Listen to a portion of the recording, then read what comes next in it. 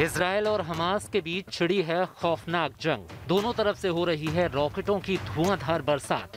कभी Israel Hamas की तरफ रॉकेटों की झड़ी लगा रहा है तो कभी हमास इजराइल को निशाना बना रहा है। लेकिन हमास की तरफ से आ रहे रॉकेट देखते ही देखते हवा में ही नष्ट होने लगते हैं। इजराइल का आसमान हमास के रॉकेटों की कब्रगाह बनता जा रहा है। ऐसा लगता है कि मानो कोई इन बारूदी रॉकेटों को हवा में ही खा जाता हो। इजराइल की धरती तक हमास के रॉकेट इसलिए नहीं पहुंच रहे क्योंकि आयरन डोम ने उन्हें बीच में ही रोक लिया है। आखिर ये आयरन डोम क्या है जिसने अब तक इजराइल की बड़ी आबादी को हमास के रॉकेट हमलों से बचा कर रखा है? आखिर ये आयरन डोम कैसे काम करता है? तो सबसे पहले ये जानिए कि आयरन डोम इजराइल का एयर डिफेंस सिस्टम है जो पिछले 10 सालों से ऐसे ही इजराइल को दुश्मन की बुरी नजर से बचाता आ रहा है। दिन हो या रात, आयरन डोम के रूप में इजराइल ने ऐसा सुरक्षा कवच पहना है जिसे भेद पाना हमास के बस के बाहर है। सवाल ये है कि आयरन डोम इजराइल की तरफ आने वाले रॉकेटों से कैसे अपने देश की रक्षा करता है।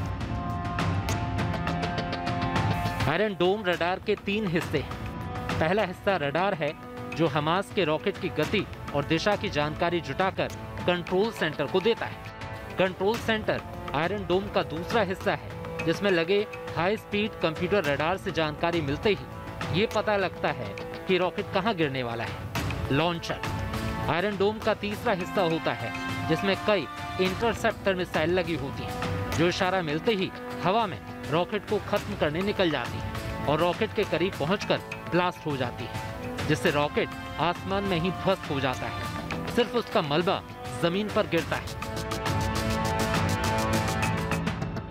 आयरन डोम का एक और हिस्सा मीडियम और लॉन्ग रेंज मिसाइल के लिए भी है, यानी ये लड़ाकू विमानों से दागे जाने वाले मिसाइलों और ड्रोन्स को भी निशाना बनाने की काबिलियत रखते हैं। इजराइल के लिए तो आयरन डोम गेम चेंजर साबित हुआ है जिसने हमास जैसे उसके दुश्मनों के हमलों की धार को ही कुंद कर दिया है।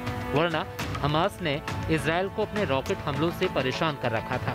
साल 2001 में हमास की तरफ से पहला रॉकेट दागा गया जिससे होने वाले नुकसान से उत्साहित होकर इजराइल पर रॉकेटों की बरसात होने लगी। साल 2006 तक आते आते तेल अवीव और यरूशलेम पर हमास के रॉकेट गिरने लगे जिसने हमास को आयरन डोम बनाने के लिए मजबूर कर दिया। इजराइल की सरकार ने एक काम राफेल एडवांस डिफेंस सिस्टम को दिया जिसमें इजराइल एरोस्पेस इंडस्ट्रीज के साथ मिलकर हमास के मंसूबों पर पानी फेरने वाला हथियार इजराइल को सौंप दिया जिसमें अमेरिका ने आर्थिक मदद की। साल 2011 से आयरन डोम गाजा से आने वाले जमीन पर गिरने से पहले ही हवा में तबाह कर रहा है। हालांकि कई एक्सपर्ट आयरन डोम को लेकर इजराइल के दावों को पूरी तरह सही नहीं मानते। वॉशिंगटन पोस्ट की खबर के मुताबिक अलग अलग रक्षा विशेषज्ञों ने इजराइल के आयरन डोम का सक्सेस रेट 80 से 90% बताया। इसीलिए आयरन डोम हमास की तरफ से आने वाले सभी रॉकेटों को रोक पाने में नाकाम रहा। कई रॉकेट इजराइल की जमीन पर गिरने में कामयाब रहे। इससे कई इमारतों को नुकसान हुआ और इजरायली नागरिक मारे गए। लेकिन फिर भी आयरन डोम के कंधों पर इजराइल की सुरक्षा की जिम्मेदारी है जिसके बल पर ही वो हमास को बड़ा जख्म देने की चेतावनी दे रहा है। אמרתי אתמול שלבני החושך האלה, לטרוריסטים של החמאס והג'יהאד האסלאמי שדמם בראשם, ולפני שעה קלה אנחנו חיסלנו מפקדים בכירים במטה הכללי של החמאס, כולל את מח"ט עזה וגם מפקדים אחרים, וזו רק ההתחלה. אנחנו נכה בהם מכות שהם לא חלמו עליהם। 1967 के अरब इजराइल युद्ध को जीतकर इजराइल ने पूर्वी यरूशलेम पर कब्जा कर लिया था। इसी यरूशलेम के 3 हिस्सों में हो रही हिंसा इस सारे तनाव को बढ़ा रही है। पहला फ्लैश पॉइंट अल अक्सा मस्जिद है, दूसरा दमस्कस गेट और तीसरा यरूशलेम का शेख सराय इलाका है जहां फिलिस्तीनियों और इजराइल पुलिस के बीच तीखी झड़प हुई जिसने इस विवाद को इतना बढ़ा दिया कि सोमवार से शुरू हुई हिंसा में 5 दर्जन से ज्यादा फिलिस्तीनी और आधा दर्जन से ज्यादा इजरायली नागरिक मारे जा चुके हैं। जिसे रोकने के लिए अमेरिका ने दोनों पक्षों से बात करना भी शुरू कर दिया है। एक राजदूत भी वो भेजने वाला है। अमेरिकी राष्ट्रपति जो बाइडेन और इजराइल के प्रधानमंत्री बेंजामिन नेतन्याहू के बीच फोन पर भी बातचीत हुई है। I had a conversation with Bibi Netanyahu not too long ago. I'll be putting out a statement very shortly on that. My expectation and hope is that this will be closing down sooner than later. But Israel has a right to defend itself when you have thousands of rockets flying into your territory. Israel America का करीबी दोस्त है, जिसके समर्थन ने Israel को कड़ा रुख अपनाने की सहूलियत दे दी है, और बेंजामिन नेतन्याहू कह रहे हैं कि वो हमास को ध्वस्त करने की बात कर रहे हैं, जिसमें इजराइल का आयरन डोम बहुत अहम रोल निभा रहा है। इजराइल हमास के आतंकवादियों को चुन चुन कर मिटा रहा है। इजराइल हमास के हथियारों को ध्वस्त कर रहा है। इजराइल हमास के रॉकेटों को आसमान में ही बर्बाद कर रहा है। अब तक इजराइल की वायुसेना फिलिस्तीन पर आग बरसा रही है। हमास से जुड़ी इमारतों को इजराइल की वायुसेना मिट्टी में मिलाने में लगी है, लेकिन वायुसेना के बाद अब इजराइल ने अपनी थल सेना को भी सीमा पर तैनात कर दिया है। बॉर्डर पर इजराइल वो बम जमा कर रहा है जो आने वाले दिनों में वो हमास पर इस्तेमाल कर सकता है। सवाल ये है कि क्या इजराइल अब गाजा में ग्राउंड ऑपरेशन शुरू करने वाला है? क्या अब इजराइल की थल सेना गाजा के भीतर जाने वाली है? और सबसे बड़ा सवाल, क्या इजराइल और फिलिस्तीन में जंग छिड़ने वाली है? इजराइल अपने दुश्मन को कभी माफ नहीं करता। गाजा से इजराइल का जानी दुश्मन हमास उस पर रॉकेटों की बरसात कर रहा है। इजराइल ज्यादातर रॉकेटों को तो आसमान में ही निपटा दे रहा है, लेकिन फिर भी कई रॉकेट इजराइल के शहरों में फटकर दहशत का सबब बन रहे हैं। इजराइल में क्या हो रहा है उसे आप इस वीडियो से समझिए, जिसमें एक भाई अपनी बहन को किसी तरह पकड़कर जमीन पर लेटा हुआ है और उसे भरोसा दिला रहा है कि उसे कुछ नहीं होगा। जो इजराइल अपने एक एक नागरिक की जिंदगी को बेशकीमती मानता है, उस इजराइल में हमास के रॉकेट हमलों से अचानक जिंदगी खतरे में आ गई है। जो इजराइल विरोधियों को घर में घुसकर मारने के लिए जाना जाता है, उसे घर में ही घिरा होना बर्दाश्त नहीं हो रहा। इसलिए उसने गाजा को निशाने पर ले लिया है, जहां से हमास उस पर रॉकेट दाग रहा है। गाजा में आज आपको हर तरफ तबाही के निशान दिखेंगे। हमास से जुड़ी इमारतों को इजराइल अपनी वायुसेना की मदद से मिट्टी में मिला रहा है। गाजा के जिस भी इलाके में इजराइल हमला करता है, वहां से धुएं का गुबार उठना शुरू हो जाता है। गाजा में इजराइल ने क्या तबाही मचाई है, उसे आप इस शहर की सैटेलाइट तस्वीर से समझ सकते हैं। पहली तस्वीर में जिस इलाके में इजराइल ने बम गिराया है, वहां पर काला धुआं है। ऐसा ही काला धुआं तेल की रिफाइनरी से भी उठ रहा है। अब ये देखिए, ये वही इमारत है जिसका संबंध हमास से था, लेकिन इजराइल ने उसे तबाह कर दिया। बाकी गाजा में भी यही हाल है। सारे शहर की तस्वीर को चंद ही दिनों में इजराइल ने बदल कर रख दिया है। गाजा शहर खंडहर बन गया है। जिन घरों और इमारतों में कभी लोग रहा करते थे, उसे इजराइल ने मिट्टी में मिला दिया है। ऐसा ही एक वीडियो देखिए जिसमें एक इमारत से धुआं निकल रहा है। तभी इजराइल की वायुसेना बमों की बरसात कर देती है और पूरे इलाके में धुआं छा जाता है। चंद ही दिनों में गाजा में सैकड़ों लोग बेघर हो गए हैं। सड़कों पर सिर्फ मातम और मायूसी है।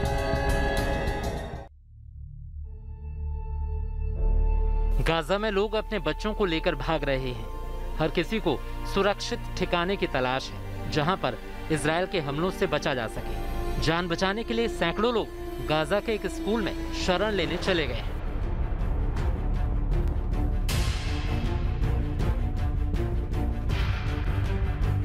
इजराइल के हमले में हमास के 20 टॉप कमांडर मारे गए हैं। इजराइल ने गाजा शहर के हमास कमांडर वसीम ईसा को भी मार दिया है।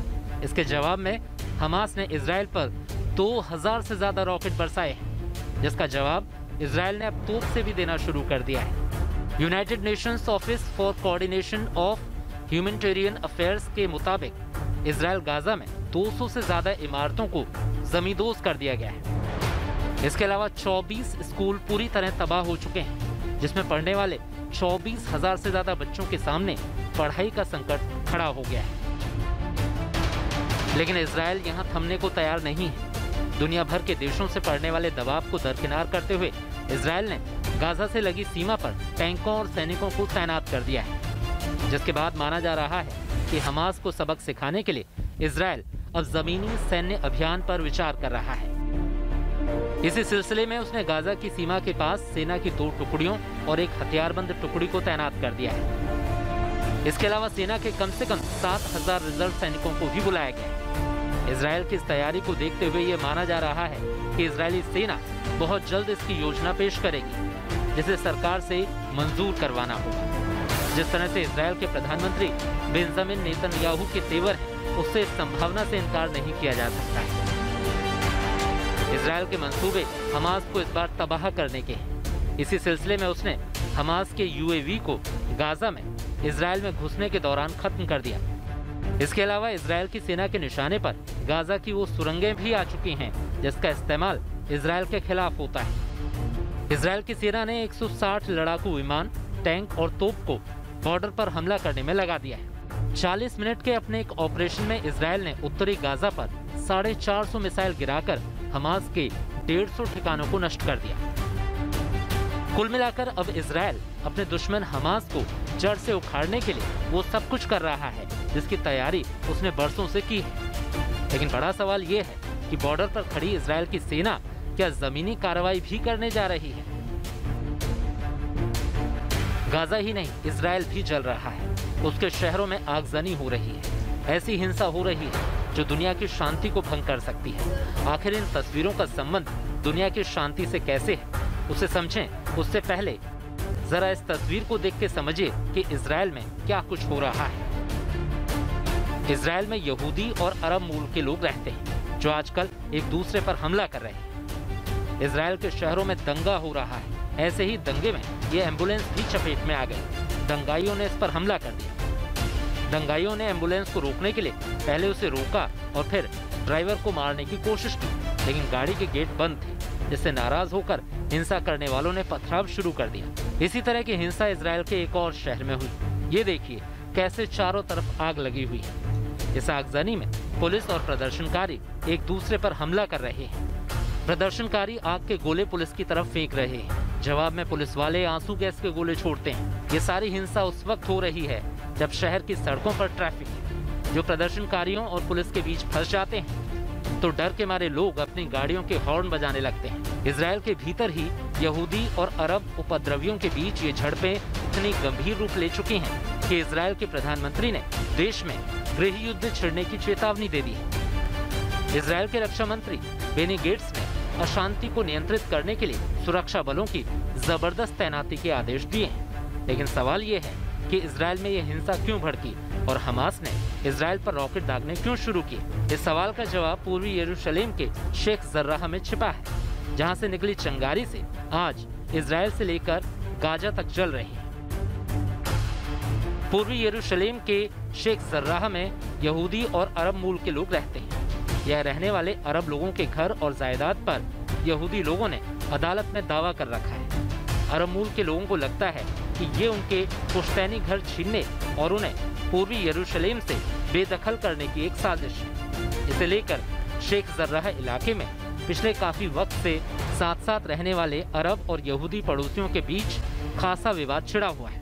ऐसे ही तू मैमे का एक वीडियो खासा वायरल हुआ है, जिसमें दोनों पक्षों में कहासुनी हो रही है। Jacob, you know this is not your house. Yes, but if I go, you don't go back. So what's the problem? Why are you yelling at me? I didn't do this. I didn't do this. But It's easy to yell at me, but I didn't do this. you are stealing my house. And if I don't... इस सारे विवाद की जड़ Israel की सरकार का एक फैसला है, जिसने 1948 की जंग में पूर्वी यरूशलेम में अपने घर खोने वाले यहूदियों को अपनी जायदाद पर दावा करने का हक दे दिया है। हालांकि अरब मूल के लोगों को ये अधिकार नहीं दिया गया है। इससे अरब मूल के लोगों में गुस्सा है और उन्होंने इसका विरोध करना शुरू कर दिया है। शनिवार को इसी मुद्दे पर पुलिस और प्रदर्शनकारियों में झड़प हुई, जो मुस्लिमों की पवित्र अल अक्सा मस्जिद तक पहुंच गई। इस पूरी झड़प में 300 अरब मूल के लोग और 9 इजरायली पुलिस अफसर घायल हो गए। अपने पवित्र स्थल में इस तरह की अफरा तफरी और हिंसा की तस्वीरों ने फिलिस्तीनियों समेत पूरे मुस्लिम जगत को हैरान कर दिया, परेशान कर दिया। लेकिन इजराइल के प्रधानमंत्री ने पुलिस के एक्शन को सही ठहराकर ये जता दिया कि यरूशलेम पर इजराइल अपना दावा पहले से कहीं ज्यादा मजबूती से रखेगा और उसे अपने हिसाब से बसाएगा। इस तरह इजराइल में शुरू हुई हिंसा से नाराज होकर हमास ने इजराइल पर रॉकेटों की बरसात कर दी और 2014 के बाद सबसे गंभीर हिंसा की चपेट में दोनों देश आ गए। इजराइल को इस वक्त अमेरिका का पूरा समर्थन हासिल है, जो हमास से तुरंत रॉकेट हमले रोकने को कह रहा है। Had a conversation with Bibi Netanyahu not too long ago. I'll be putting out a statement very shortly on that. My expectation and hope is that this will be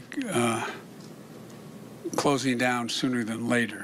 But Israel has a right to defend itself when you have thousands of rockets flying into your territory. America का साथ मिलने से Israel पूरी तरह आक्रामक है और Hamas को मिटाने पर आमादा है।